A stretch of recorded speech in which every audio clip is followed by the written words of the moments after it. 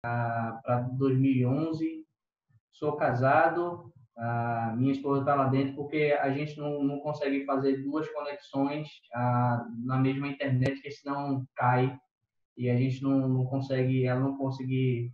Semana passada a gente tentou ficar os dois juntos na aula, mas não deu. Então, sou casado com Priscila, alguns de vocês devem conhecê-la, a Priscila, daqui de Recife. A gente é casado há 2 anos, tá bom? Então, não temos filhos ainda e, bem, esses são um pouco da minha história, tá bom? Então, vamos começar com uma oração. Senhor Deus, Pai amado, eu quero muito te agradecer, Pai Eterno, por podermos ter a liberdade de estudar a tua palavra, de buscar conhecer quem o Senhor é, de buscar ser animado pela tua palavra, ter um relacionamento com o Senhor, onde a tua presença ela influencia a gente. Eu quero muito orar ao Senhor e pedir a tua ajuda, Pai Eterno, por essa aula, para que o Espírito possa estar presente entre nós aqui, a gente possa conseguir aprender o que o Senhor tem a nos dizer sobre essa mensagem, Pai Eterno. E capacita, Deus, para expor essa mensagem da melhor forma. Por favor, Pai. Essa oração que eu te faço, em nome do Filho de Jesus Cristo. Amém. Então, nós estamos estudando um sermão escatológico sobre um ensino de Jesus a respeito do fim dos tempos. E esse ensino de Jesus se encontra nos evangelhos sinóticos, que são os evangelhos de Mateus, Marcos e Lucas. Como eu já falei na semana passada, essa mensagem de Jesus está em Mateus 24, Marcos 13 e Lucas 21. Para quem não assistiu a aula passada, eu vou fazer um breve resumo para que a gente possa dar a sequência à mensagem. Então, a semana passada o tema foi sobre a destruição de Jerusalém. Em Marcos 13, versículos do 1 ao 4, os discípulos eles ficam impressionados com a beleza, com a magnitude do templo de Jerusalém que estava sendo reconstruído por Herodes. Herodes, eu não falei esse detalhe na aula passada, mas Herodes ele buscou fazer esse tipo de obra como uma forma de apaziguar os judeus, agradar os judeus, porque os judeus eles eram um povo que, como se fosse uma bomba relógio, a qualquer momento podia se revoltar. Então, ele fez algo nesse sentido para agradar mesmo os judeus, e ele fez um templo maior do que o templo anterior, que era o templo de Salomão. Jesus, ao ouvir a forma como os discípulos estavam se expressando com relação ao templo, ele fala para os discípulos que, olha, tá vendo essa construção aí, não ficará pedra sobre pedra. E os discípulos eles ficaram impressionados porque existia toda uma ligação religiosa com o templo. A religião judaica vê que ao longo do tempo construiu uma ligação com o templo no sentido de que o templo era o centro da religião, era lá no templo onde ficava a Arca da Aliança, era onde tinha o altar, que era onde eram feitos sacrifícios diários, lá onde ficava o Santos dos Santos, que era o local onde a manifestação da presença de Deus se manifestava, né? A lei era ensinada no templo, o símbolo da presença de Deus no meio daquele povo era o templo. Então, ao falar sobre a destruição do templo com os discípulos, vemos que eles perguntam como é que tudo isso ia acontecer. E Jesus ele usa dessa pergunta para fazer a sua mensagem escatológica, né? Ele faz a associação da destruição do templo com o fim dos tempos. E Jesus ele começa respondendo as perguntas dos discípulos, falando sobre o que ia acontecer. Depois, perto do final, a gente viu alguns trechos do livro do historiador Flávio Josefo. Ele descreve como testemunha do como foi terrível passar por esse momento na destruição do Templo de Jerusalém e até mesmo Jerusalém como um todo, né? Então, nós temos essa distribuição nas aulas. Vamos ter o texto que a gente vai ler, a gente vai dividir em 5 partes, né? A gente já deu a primeira parte, mas a gente vai dar em 4 aulas, certo? Então, a destruição de Jerusalém, Marcos do 13, do 1 ao 4, princípios das dores, que é Marcos 13, do 5 ao 13, a grande tribulação, que é Marcos 13, do 14 ao 23, vinda de Jesus, que é de Marcos 13, do 24 ao 27, e vigília e hora, que é o Marcos 13, do 28 ao 37. Se nós pudéssemos visualizar na linha do tempo, a gente visualizaria dessa forma, de acordo com esse sermão que Jesus Cristo ele faz, com esse ensino que Jesus Cristo faz. E o momento o qual vamos estudar, ele é exatamente esse onde está a seta, né? Que é do princípio das dores. Para quem tiver com a Bíblia em mãos, por favor, abra em Marcos capítulo 13. Eu vou ler do versículo 4 até o versículo 13. A Bíblia diz: Dize-nos, quando acontecerão essas coisas?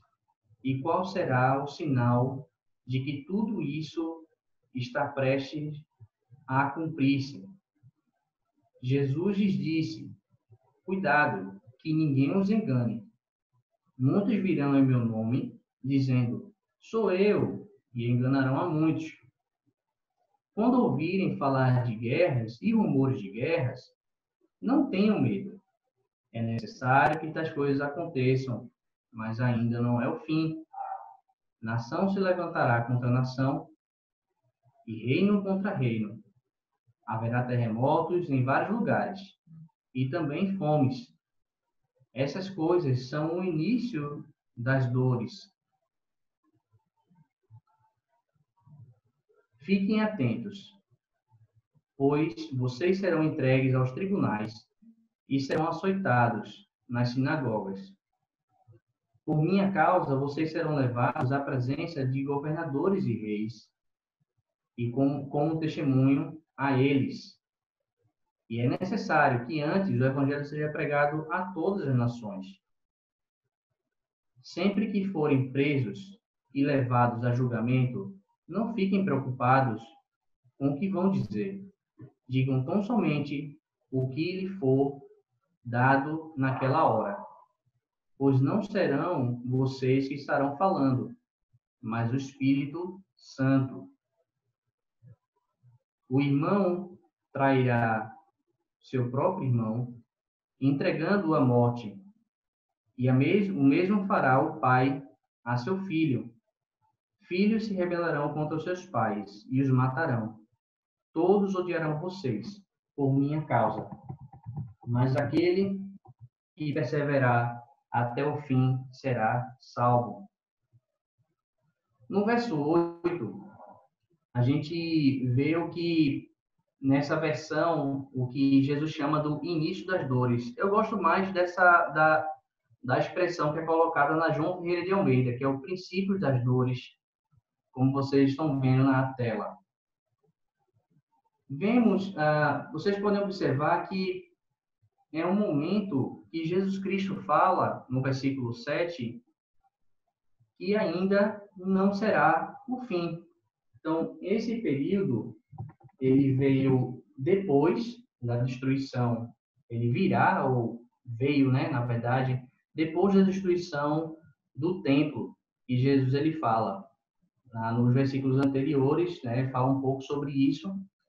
E Jesus ele chama de princípio das dores e fala que não será o fim. Ele está se referindo a não ser o fim, onde quando colocamos na linha do tempo como um todo, né? Não, ou seja, o que eu estou querendo dizer com isso é que a gente já está vivendo o fim dos tempos, mas os princípios das dores ainda não será o fim, olhando na linha do tempo da história. Ele coloca uma figura de uma grávida, uma mulher grávida. Jesus ele utilizou isso com muita sabedoria, falando sobre que esse momento seria do princípio das dores, como se fosse de uma mulher grávida. É como se a humanidade estivesse grávida e ela está se contorcendo com as dores das contrações até a segunda vinda de Cristo. Paulo ele também usa esse mesmo tipo de analogia, né? Em 1 Tessalonicenses 5, versículo 3, quando ele fala: quando disserem paz e segurança, então de repente a destruição virá sobre eles, como dores à mulher grávida, e de modo nenhum escaparão.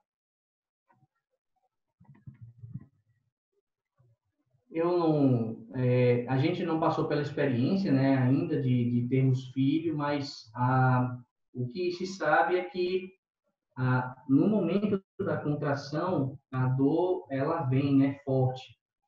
E mais a contração vai tendo um intervalo de tempo menor. E essa dor vai ficando cada vez mais insuportável. Olhando dessa forma, é isso que Jesus Cristo ele quer dizer, né? E quando realmente ficar insuportável, Jesus Cristo voltará. Mas antes do fim, Jesus diz que as pessoas se levantarão dizendo serem o Messias. Fala também que haverá rumores de guerra, fome, terremoto, perseguições e guerras propriamente dita acontecerão como sinais do que antecede a sua segunda vinda. O que eu consigo entender quando olho para esse texto, quando ele fala sobre a questão da analogia, do princípio das dores, é que vai ficar cada vez pior. Existe uma outra corrente, como falei na semana passada, que estuda esse assunto, que fala que vai haver um momento que vai melhorar e vai ter abertura, vai se ter uma abertura dos corações para a pregação do Evangelho. E muitas pessoas vão ser convertidas antes da segunda volta, da segunda vinda de Cristo. Eu, particularmente, não acredito nisso, mas é uma possibilidade. O que eu penso é que Jesus Cristo está querendo dar uma lição para nós, porque muitas vezes a gente coloca esperanças onde não deveria estar. A gente coloca esperança na ONU, a gente coloca esperança num grande presidente que vai resolver todas as situações das nossas vidas e da vida da população. A gente coloca esperança na guerra contra os narcotraficantes e os terroristas, sendo vencida pelas nações de bem. A gente coloca a esperança em muitas situações que para a gente dá um sinal de que vamos encontrar a paz verdadeira. Quando a gente passar por tudo isso, ou quando a gente der atenção para tudo isso. Mas não será isso. Não será dessa forma. O que nós, como discípulos, precisamos entender é que essas coisas que Jesus falou não só acontecerão, como vão ficar cada vez pior. Podemos até ter um alívio entre uma contração e outra, mas as contrações doem e elas vão ficar com cada vez mais com um intervalo menor de tempo entre uma e outra.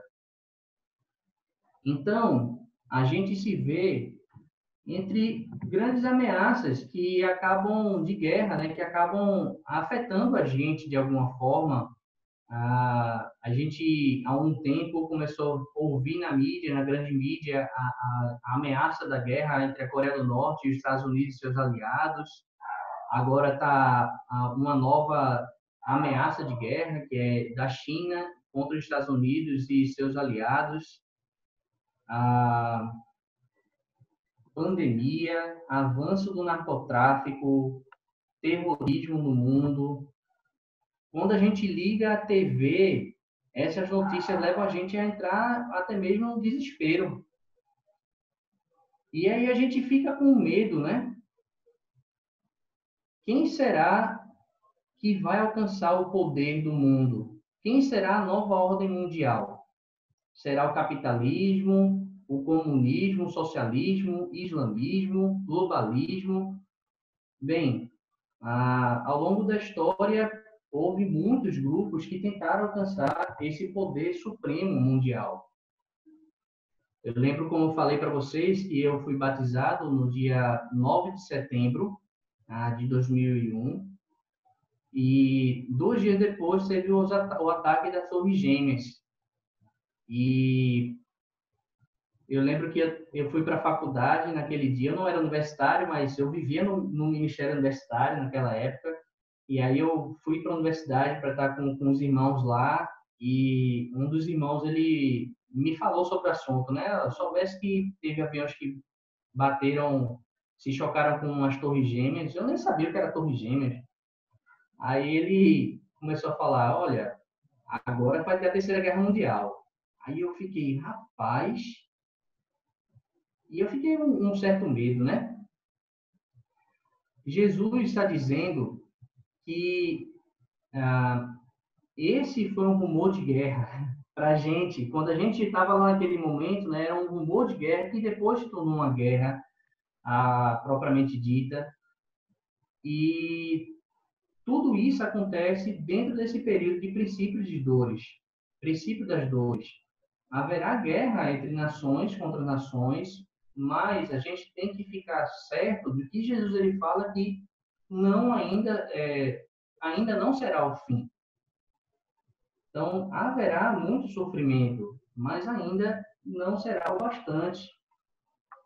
Tudo isso será muito ruim, mas não tão ruim quanto o próximo período que está descrito nas Escrituras, que é o período da grande tribulação, que a gente não vai tratar sobre esse assunto hoje, será na próxima aula que a gente vai começar a tratar dele. E, bem, vamos continuar o raciocínio sobre esse período do princípio das dores. Como é que seria, ou como é que é esse período? Esse período tem acontecimentos bem gerais e não tem como objetivo marcar uma data no calendário, como algumas igrejas e religiões se atreveram a fazer isso ao longo do tempo e erraram. Uma das falas mais específicas que eu vejo nas Escrituras é quando Daniel ele fala, inspirado por Deus, sobre o reinado de Nabucodonosor. Para quem estiver anotando, pode anotar Daniel capítulo 2, do 31 ao 45. Mas mesmo assim, ele não fala de data de que tudo isso acontecer. Ele fala que vai acontecer para Nabucodonosor, mas ele não fala de nenhuma data. Jesus ele não quer que a gente saiba com exatidão qual é o fim das contrações, para que a gente possa adivinhar, né, e acreditar nele através de adivinhações. Ele simplesmente quer que nós saibamos que esse evento vai acontecer, e a prova de que isso vai acontecer é o que ele falou. E ele já tinha falado um pouco os versículos anteriores, sobre a queda do Templo de Jerusalém. Isso se cumpriu como prova, né, de que ele está falando a verdade. Então, a gente deve depositar nossa confiança na palavra de Cristo. Portanto, essa é uma mensagem que não incentiva a adivinhação, mas estimula o exercício da confiança plena na palavra de Jesus. Segundo ponto é que a destruição do templo é um sinal de que estamos vivendo o fim dos tempos a caminho do grande dia. Jesus, quando trata da destruição do templo, fala também do fim dos tempos, pois ele estava respondendo a duas perguntas dos discípulos. No versículo 4 de Marcos 3, fala: diz-nos quando acontecerão essas coisas e qual será o sinal de que tudo isso está prestes a cumprir-se. Então, Jesus está falando, sim, que, olha, já estão já estamos vivendo esse fim dos tempos. Em outras palavras, ele está falando isso. O que Jesus falou que aconteceria? Ele falou que surgirão falsos profetas. Jesus falou que serão muitos. Em outras palavras, também ele deixou isso claro. E esses falsos profetas enganarão a muitos. Por exemplo, se a gente olhar para a história, em 130 depois de Cristo, surgiu um rapaz chamado Simão Bar Coquebas. Ele se dizia ser o Messias e ele liderou uma revolta contra os romanos, novamente. E os romanos destruíram, né, novamente essa revolta, né, conteve essa revolta e constituiu uma outra cidade nas ruínas de Jerusalém. Eu não vou lembrar o nome da cidade agora, mas depois você pode pesquisar sobre esse assunto, sobre Simão Bar Coquebas. E o surgimento de falsos profetas não parou em 130 depois de Cristo. Hoje a gente vê, ao longo da história, a gente vê o reverendo Moon na Coreia do Sul. A gente ouviu falar de Henrique Cristo, que hoje mora em Curitiba. E a gente hoje em dia também pode ouvir falar de uma seita chinesa, onde tem uma versão feminina de Cristo. Nessa seita chinesa, eles dizem que agora é Jesus Cristo encarnando numa forma feminina, agora temos a versão completa de quem é Deus entre nós. Então, esses são alguns exemplos de falsos profetas que vêm diante de nós e que enganam muitas pessoas. E ao longo dos tempos não parou de surgir essas pessoas se autoproclamando Messias, se autoproclamando profetas, iludindo muitas pessoas, trazendo heresia e destruição para a vida de muita gente. Eu fico me perguntando, quem diria, né, que um carpinteiro, cerca de 12 pessoas, 12 apóstolos, iria ser um líder de uma religião mundial, algo de tantos falsos profetas proclamando ser ele. Então, quando vemos isso acontecer, mostra mais uma evidência de que estamos vivendo o fim dos tempos e que devemos confiar na palavra de Cristo. Jesus fala que nesse período também será marcado por rumores de guerra. Nações contra nações, reino contra reino. No contexto que Jesus estava falando sobre esse assunto, o mundo provava de um período chamado Pax Romana, onde o exército romano ele garantia a paz em todo o território qual ele ocupava por meio do medo e do terror. Essa paz ela foi eficaz durante tanto tempo que acabou permitindo que os missionários, os cristãos missionários do primeiro século, espalhassem o evangelho para todo mundo conhecido. Eles tinham livre acesso, né? Embora encontrassem oposição nas cidades, eles puderam evangelizar durante um bom tempo. Mas cerca de 120 anos depois que Jesus falou essas palavras, o Império Romano provou a queda. de 4 reis e a invasão dos bárbaros. E foi assim que o Império Romano começou a entrar em decadência. Depois que Jesus falou sobre esse assunto de rumores de guerras e guerras, houveram 300 guerras na Europa e a humanidade nunca mais provou um momento de paz. Então, por isso que Jesus ele fala para os seus discípulos, quando ouvirem falar de guerras e rumores de guerras, não tenham medo. É necessário que tais coisas aconteçam, mas ainda não será o fim. O mundo não vai acabar em guerra, não vai ser destruído, né? Como alguns falam, em guerra. Alguns acreditam nisso, como vai ser a Terceira Guerra Mundial, vai ser o fim de tudo. Bem, eu não acredito nisso. O fim dos tempos vai acontecer realmente com a segunda vinda de Cristo. Vai terminar com esse último evento, a segunda vinda de Cristo. A destruição que será causada antes desse evento pelos homens vai acontecer, é nítido, mas ainda não será o fim. Em outras palavras, eu quero dizer que ainda vai ter coisa pior.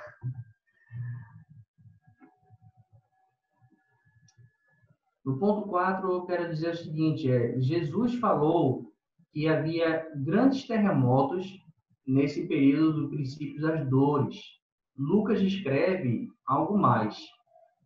Em Lucas 21, versículo 11, a Bíblia diz: haverá grandes terremotos, fomes e pestes em vários lugares, e acontecimentos terríveis e grandes sinais provenientes do céu. Na mesma época que o Templo de Jerusalém foi destruído, um terremoto causou uma erupção num vulcão no Monte Versúvio e destruiu Pompeia e Herculano. No século XIX, muitos terremotos aconteceram no Chile. Foram terremotos devastadores. Em 1822, em Valparaíso, em fevereiro de 1835, em Concepción, e juntamente com o terremoto, houve também um maremoto nessa cidade, que alcançou essa cidade.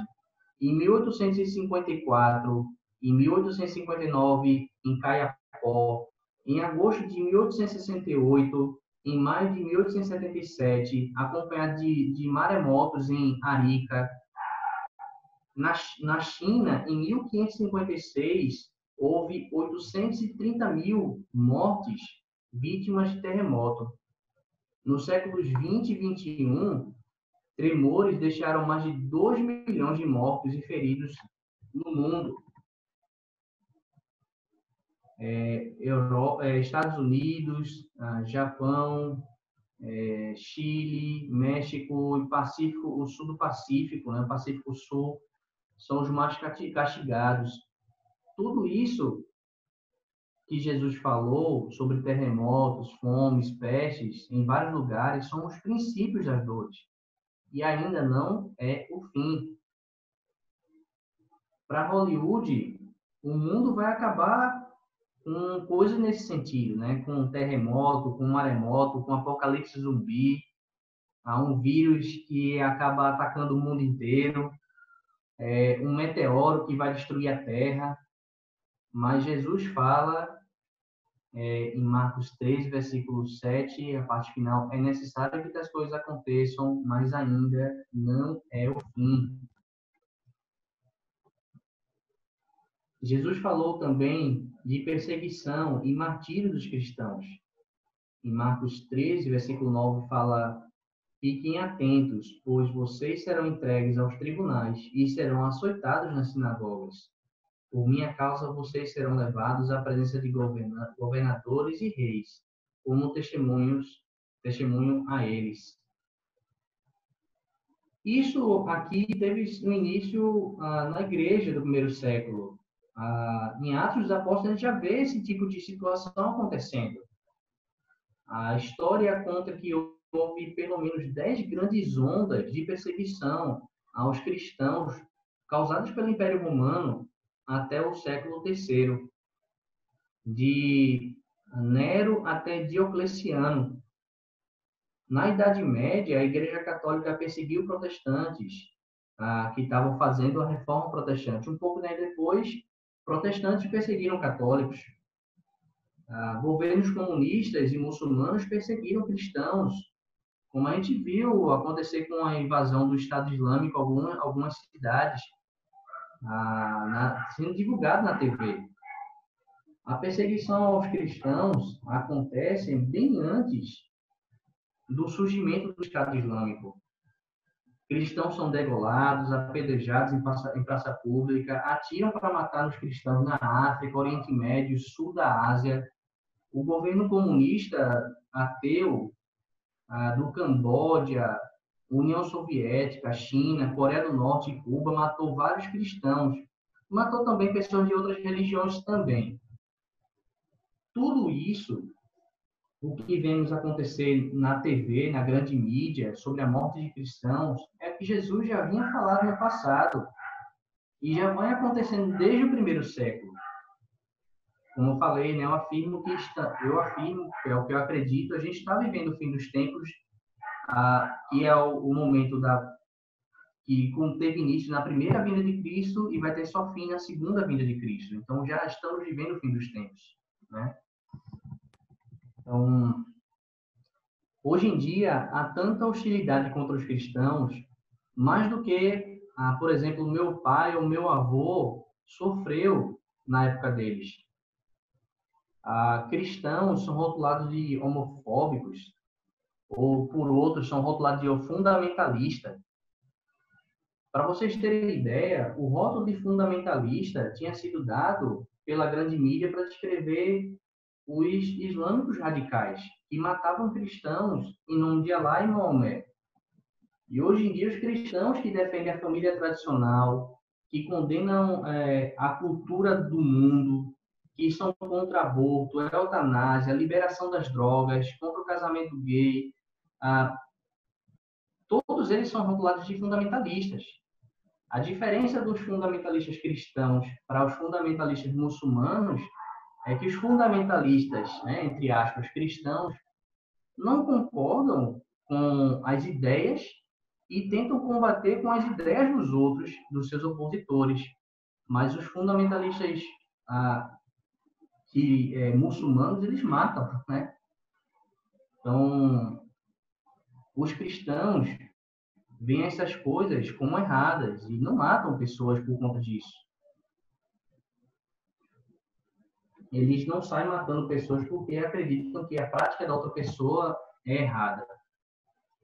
Na verdade, ele prega o evangelho para tentar convencê-lo do contrário. E é o que Jesus ele fala no versículo 10, né, de Marcos 13. É necessário que antes o evangelho seja pregado a todas as nações. Então, a gente cristão, um discípulo de Jesus, não sai criando guerras e matando pessoas porque tem ideias diferentes ou porque ele tem um comportamento diferente. O cristão, ele prega o evangelho para ajudar a pessoa contra suas ideias e comportamento. Agora, eu fico imaginando Jesus lá no Monte das Oliveiras, com os seus 12 apóstolos, né? Falando sobre isso. Sobre que tudo isso ia acontecer, mas que todas as nações, antes do fim, todas as nações teriam que ouvir o Evangelho. O Evangelho teria que ser pregado em todo mundo. Na mentalidade de algumas pessoas de hoje em dia, talvez eles pensariam, poxa, esse cara é um megalomaníaco. Ou então, essas pessoas iriam cair em si e dizer assim, ele está falando a verdade. Eu fiz uma pesquisa observando somente o conjunto das igrejas que vieram do movimento de restauração, que é o movimento o qual originou o nosso grupo de igrejas.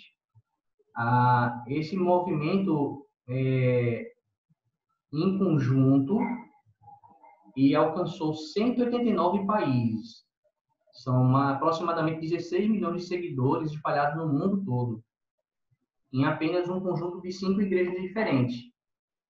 Agora, imagine a gente juntar o número de igrejas que não fazem parte desse movimento, né, movimento de restauração, mas que são discípulos de Jesus. Pessoas de outros movimentos, de outras igrejas, que são discípulos de Jesus.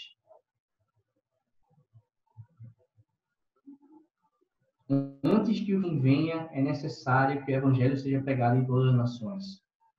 Então, a gente tem que entender isso e se empenhar para que isso venha a acontecer, o evangelho ser pregado em todas as nações. E, por fim, em Marcos 13, versículos 11 ao 13, fala: sempre que forem presos e levados a julgamento, não fiquem preocupados com o que vão dizer. Digam tão somente o que lhes for dado naquela hora. Pois não serão vocês que estarão falando, mas o Espírito Santo. O irmão trairá seu próprio irmão, entregando-o à morte, e o mesmo fará o pai a seu filho. Filhos se rebelarão contra os seus pais e os matarão. Todos odiarão vocês por minha causa, mas aquele que perseverar até o fim será salvo. Imagine só, nesse momento de princípio das dores, né, onde está lá o mundo se contorcendo em dor, a dor do parto, famílias ficarão separadas por conta de Jesus Cristo. Quantos e quantos relatos a gente já ouviu na grande mídia ou na internet, acho que na grande mídia não, mas é mais na internet mesmo, de familiares que deserdam seus parentes, ou até espancam eles, ou entregam eles para serem mortos por radicais religiosos, por conta de que esse parente se tornou um cristão. Esses sinais foram ditos e estão acontecendo para mostrar que a vinda de Jesus vai acontecer. É certo que vai acontecer.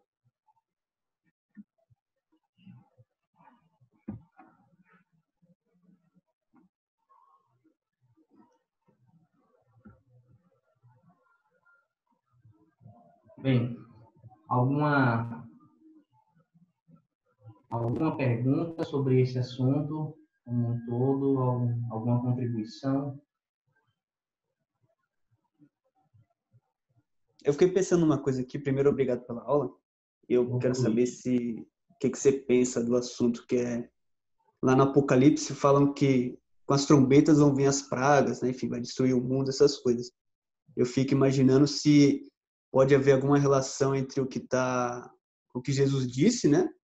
E essas pragas, porque se há rumores de guerra, se há destruição do mundo em, em vários âmbitos, né? Seja no quesito de matar pessoas, seja no quesito de destruição ambiental, que é o que a gente mais vê desde a Revolução Industrial, né? Das revoluções industriais, enfim, poluição, essas coisas. Se isso não já são, enfim, algum tipo de praga nesse sentido, né? Mas, enfim, pensei nesse sentido só de relação, mas para pensar mesmo, né? Uhum. O que você acha Obrigado, disso? Luiz, pela pergunta.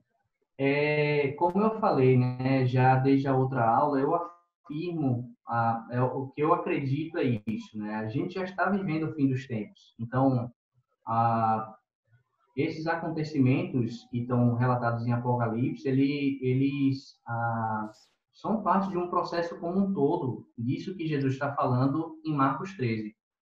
No próprio Marcos 13, Jesus Cristo fala que esse tipo de coisa vai acontecer antes da sua segunda vinda, né? Então, sim, eu acredito nisso. E faz parte de um processo como um todo.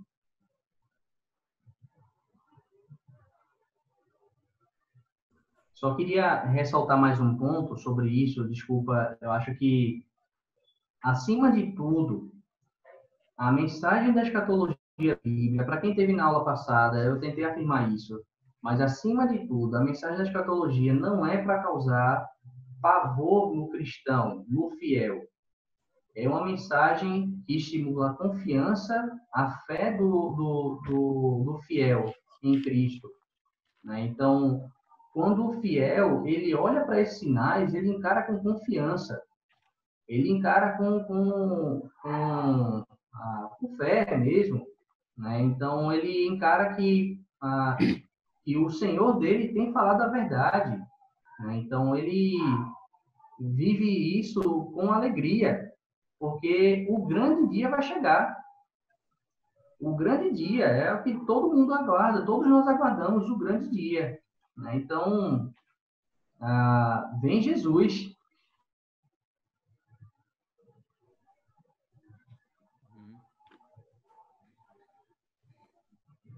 Algo mais? Alguém quer fazer mais alguma pergunta? Ou alguém quer contribuir com algo? Felipe, eu só queria agradecer aí também pelo tempo aí, a aula, na explicação. Eu estava pensando aqui, né? Você falou sobre os muçulmanos, eles matam, né? Diferente dos cristãos, né? Eles matam, será que eles matam? É uma curiosidade assim minha, talvez, né? Eles matam porque talvez eles estão mais focados no Velho Testamento, nos exemplos de como era, como eles acontecia tantas mortes, tantas atrocidades assim. Será que seria com esse foco e não focado nos evangelhos, nos ensinamentos de Jesus que a gente tem hoje? Bem, primeiramente a gente tem que entender que o islamismo ele é uma outra religião onde Jesus Cristo é um profeta. Jesus Cristo não é Deus para eles. Então, eles acreditam mais em Maomé, nas revelações de Maomé, do que nas revelações de Jesus. Embora, se você ouvir alguém xingar Jesus na frente de um muçulmano, ele vai, pelo menos é o que eu ouvi dizer, né? Ele vai defender Jesus, porque Jesus é um profeta para eles. Mas Jesus não passa de um profeta. Ele não é Deus, né? Para a gente, Jesus é Deus. Uhum. Então, o muçulmano, ele não vivencia, na cabeça dele, ele não vivencia nem o Antigo nem o Novo Testamento. Ele vivencia o que tem no Corão, ou ao Corão também, né? Para alguns é ao Corão e para alguns é só o Corão. Então, eles vivem somente isso. E o porquê eles vivenciam dessa forma? Porque é uma promessa para eles no Corão, né? De que no Corão existe um termo chamado Sharia. Depois você pode pesquisar sobre esse assunto, Sharia. Uhum. Quem não é a favor de matar as pessoas é a favor da Sharia, porque ele acredita que a revelação do Alcorão é verdadeira. E a Sharia é um termo que é utilizado no islamismo para você converter as pessoas pela força. Então, se você não converte as pessoas por meio da pregação do islamismo, a pessoa ela deve morrer. Mas, Felipe, só para entender uma coisa, o que matam são os radicais, é uma minoria dentro do islamismo.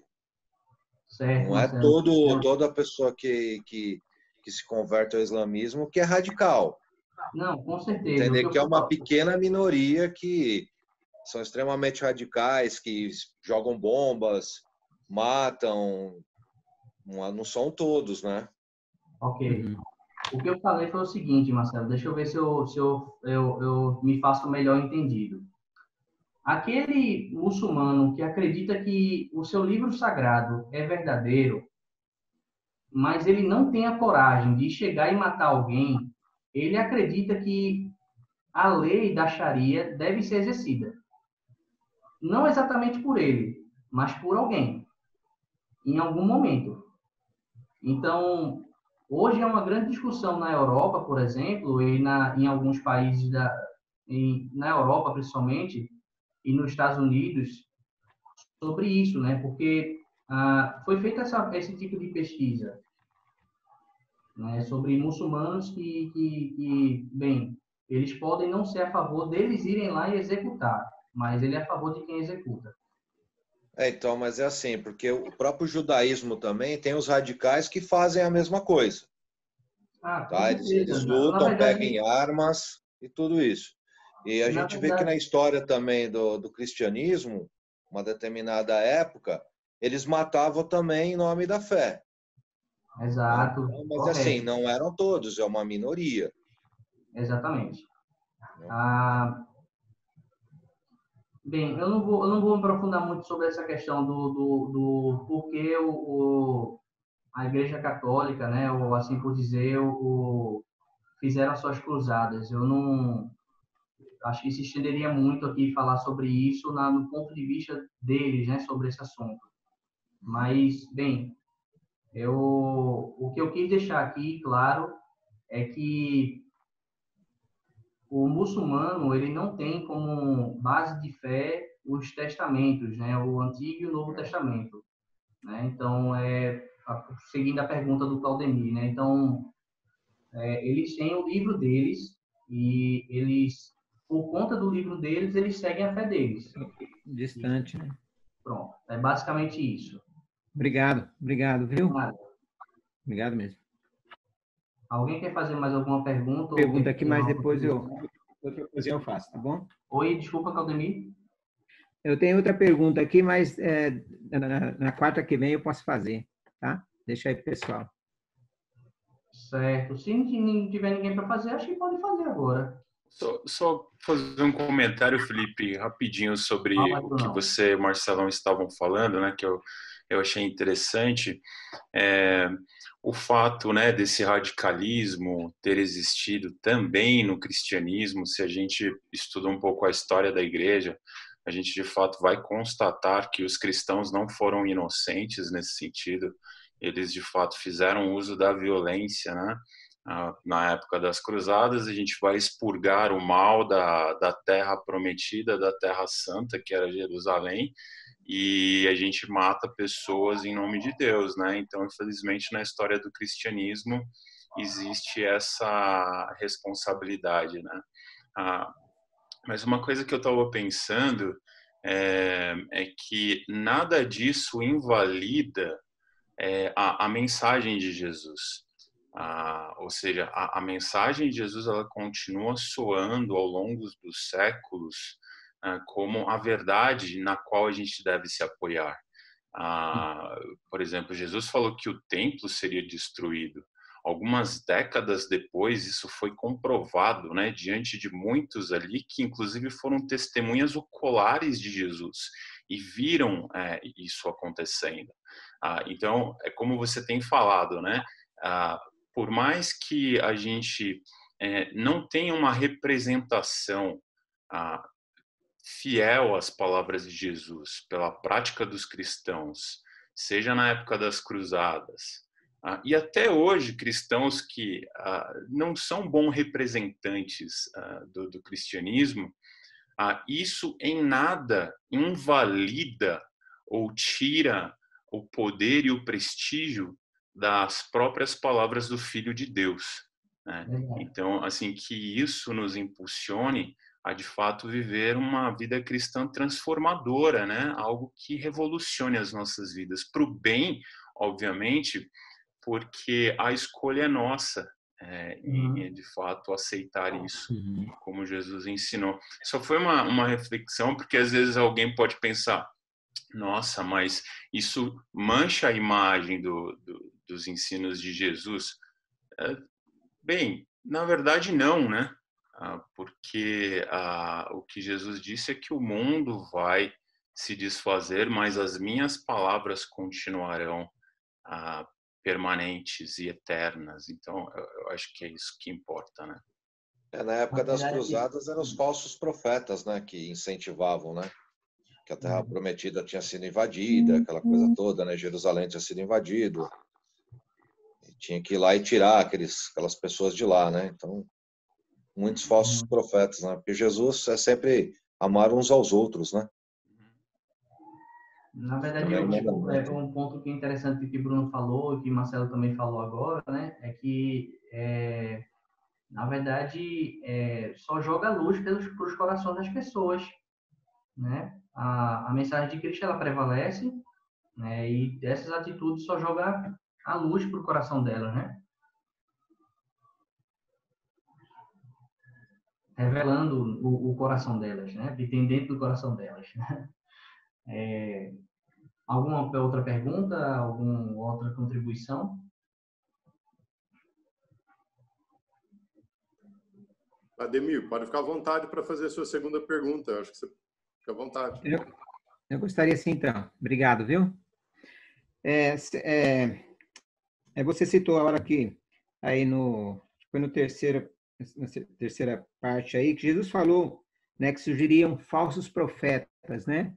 E aí você falou de muitos nomes que aparecem na mídia, né? E a gente vê no decorrer do tempo aí, né? As pessoas falarem muito sobre falsos profetas e muitos movimentos assim, né?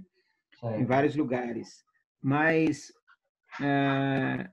assim, acho que esse número de falsos profetas, acho que o número está bem extenso assim nos nossos dias, né? No meu ver, porque se a gente não tomar cuidado, nós realmente, se você não ir para as palavras de Jesus, como você falou, você também acaba sendo influenciado em falar coisas para pessoas que não tá no contexto do que Jesus, da mensagem de Jesus, né? Eu tiro isso por, assim, eu tenho uma família no interior, né? E eu tenho, assim, muitas irmãs que frequentam outras denominações e elas estudam a Bíblia. Teve uma mesmo, há pouco tempo, estava fazendo teologia e tal, e ela sofre com depressão, né? E ela, assim, ficou com muito conhecimento bíblico e buscando, assim, mais o pentecostal para resolver o problema dela, né? E que as pessoas ao redor dela estão falando que ela pode ser curada sem tomar o medicamento, né? Ou seja, isso seria um falso profeta nos nossos dias, que eu acredito, né? No meu ver, né? Tirando a mensagem de Jesus, que talvez poderia, com certeza, nesse momento, ser realmente correta, né? A pessoa. Então, eu vejo as pessoas sofrendo porque, às vezes, fala assim, ouviu alguém falar, profetizar na sua vida lá e é aquilo e vai com Deus, né? Mas não tem um relacionamento como Jesus ensina, né? Eu só queria comentar sobre isso. Acho obrigado, Claudemir, novamente. Acho que isso recai novamente para uma responsabilidade nesse momento escatológico sobre nós, da gente pregar o evangelho, né? Então, recai essa responsabilidade sobre nós, né? De a gente pregar o evangelho para as pessoas, né? Você falou da sua família, eu lembrei de uma tia minha que ia falecer porque ela foi para uma dessas igrejas e acabou acreditando na mensagem que ela deveria parar de tomar o remédio e pela fé ela seria curada. E ela teve aneurisma cerebral e veio a falecer, né? Então, é realmente muito triste, né, esse tipo de situação. Mas, embora também eu veja que tem muitas pessoas também que, pela fé, pela intervenção divina, sem uso de remédios também são curados, né? Então, eu acho que, olhando equilibradamente sobre um lado e outro, acho que a gente deveria ver isso como um chamado de Jesus para a gente pregar o evangelho para as pessoas e chamar as pessoas a terem fé na palavra, né? Na palavra de Deus. Obrigado, viu? Obrigado mesmo. Obrigado a todos. Posso fazer uma pergunta? Faça, Miquel. Obrigado. Bom, antes de mais nada, obrigado pela aula. É um tema desafiante, né? Como você falou, tem muitas vertentes, muitas linhas de pensamento, né? Até mesmo dentro do próprio cristianismo mesmo. E indo um pouco nessa questão das vertentes, há, por exemplo, alguns pensamentos sobre aquilo que, por exemplo, fala que na vinda, né? Queria pegar um trecho rápido, fala assim: quando vocês virem o sacrilégio terrível no lugar onde não deve estar, quem lê, entenda. Então, os que estiverem na Judéia, fujam para os montes. Quem estiver no telhado de sua casa, não desça, nem entre em casa para tirar dela coisa alguma. Quem estiver no campo, não volte para pegar o seu manto. Como são terríveis aqueles dias para as grávidas, para que estiverem amamentando. Orem para que essas coisas aconteçam no inverno. talvez a parte mais enigmática para mim, pessoalmente, seja relacionada a esse texto aqui, esse trecho desse texto, né? Como que você interpreta? Qual que é a sua visão sobre esse pedaço aqui? Essa é a aula da semana que vem, Miquel. Ah, perdão, estou invadindo já semana que vem. Eu achei que Eu você... vou começar a falar sobre esse trecho semana que falou vem, dentro que das é a... duas. Desculpa, repete aí que eu falei na mesma hora. Não, é que eu imaginei que já estivesse dentro das dores de parto, então, perdão. Nada, esse momento, só para dar um spoiler da semana que vem, esse momento faz parte da grande tribulação. Mas a gente Ok. vai começar a partir da semana que vem a falar sobre esse assunto. A grande tribulação, adianto que é um trecho grande e eu vou ter que correr bastante para poder falar o máximo possível dele e conseguir terminar tudo no prazo. Tá bem. Mas anotem, por favor, meu WhatsApp. Para quem quiser, eu tenho um texto com perguntas e respostas sobre esse assunto e eu já posso enviar para vocês. Aí lá eu vou estar falando sobre todas as correntes do milênio, amilianismo, pós-milenismo, pré-milenismo, histórico e dispensacionalista, respondendo algumas perguntas que já foram feitas para mim por e-mail, perguntas bem difíceis, mas estão lá. A gente já tem pelo menos já 19 perguntas e respostas sobre esse assunto, nesse trecho. Sim, obrigado, gente. Eu quero muito agradecer pela paciência de vocês, pela disposição de vocês em aprender. Eu estava falando quando eu fui convidado pelo Bruno e pelo Sérgio, vou falar aqui um pouco para vocês, eu me senti muito assim, como se fosse útil, porque eu acredito que todo mundo tem um dom, né? E eu me sinto útil para a igreja ministrando aulas.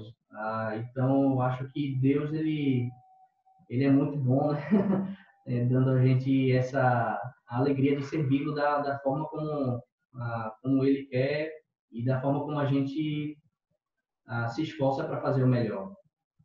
Então, Amém. eu quero muito agradecer a vocês por isso, pela oportunidade de... se a gente gosta de ensinar, tem quem queira, tem que ter gente para ouvir a mensagem. Então, obrigado, irmãos. Amém. Obrigado.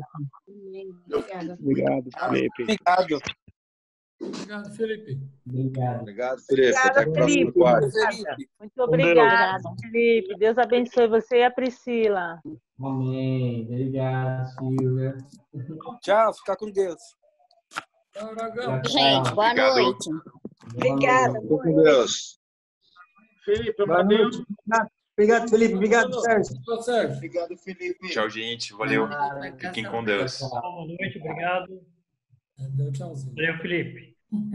Nada. Tchau, tchau.